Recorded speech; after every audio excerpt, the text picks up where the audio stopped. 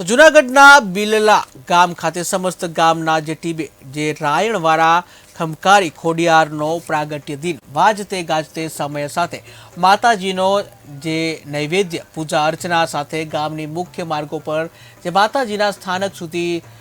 જે જઈને અબીલ ગુલાલની છોડો સાથે વિવિધ પૂજા આરાધના કરવા જે કુમારિકાઓને નરેન્દ્ર બાબરિયા તરફથી ભેટ પૂજા આપી અને ગામના તમામ બાળકોને મહાપ્રસાદ બટુક ભોજન અને હાજર રહેલા સૌ કોઈ નૈવેદ્ય લાપસીનો પ્રસાદની લાહણી કરવા આવેલ આ સ્થળને માર્બલના ઓટાથી જે મઢવામાં આવેલ તેમાં ગામના તમામ લોકોનો મોટા અને સહયોગ મળેલ આ જગ્યા પાણીના વહેણ વચ્ચે વર્ષોથી હોય તેમ ચોમાસાની ઋતુમાં માતાજી પાણીની વચ્ચે જ હોય છે। આમ છતાં જે સ્થિતિ હોય તેવી જ સ્થિતિ જળવાઈ રહે છે। ગામ તથા આજુબાજુના ગામના લોકો દ્વારા